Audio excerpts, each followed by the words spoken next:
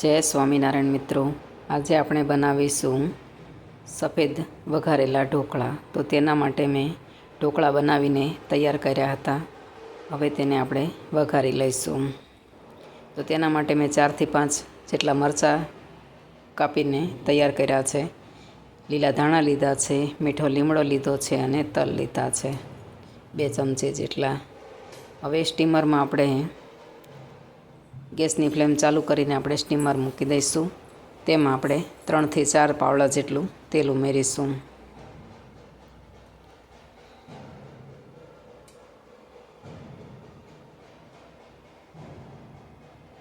ચાર પાવડા જેટલું ઉમેરીશું આપણે. એટલે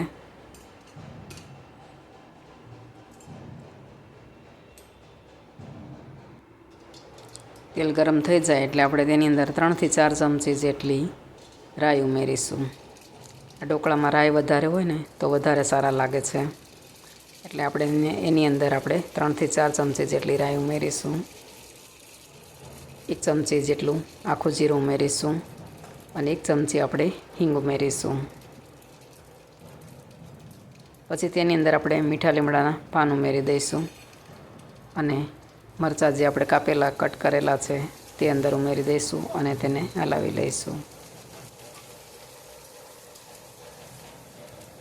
પછી તેની અંદર આપણે 2 ચમચી તલ ઉમેરી દઈશું. પછી તેની અંદર આપણે ઢોકળા બનાવેલા છે તે અંદર ઉમેરી દઈશું.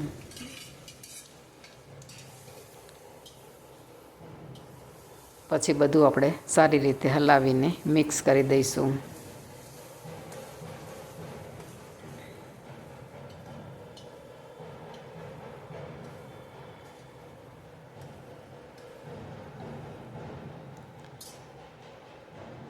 આવી રીતે આપણે એમનેમ રાખવા હોય તો પણ રાખી શકાય અને તેની અંદર આપણે લાલ મરચું ઉમેરવું હોય તો પણ ઉમેરી શકાય છે.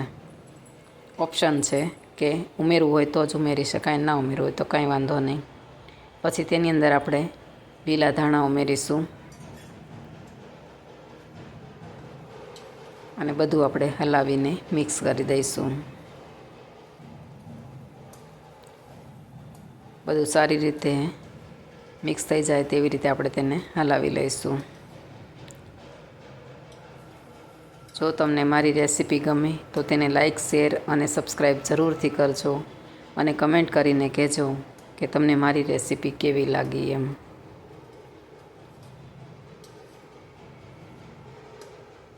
તો આપણા વઘારેલા સફેદ ઢોકળા છે તે રેડી થઈ ગયા છે.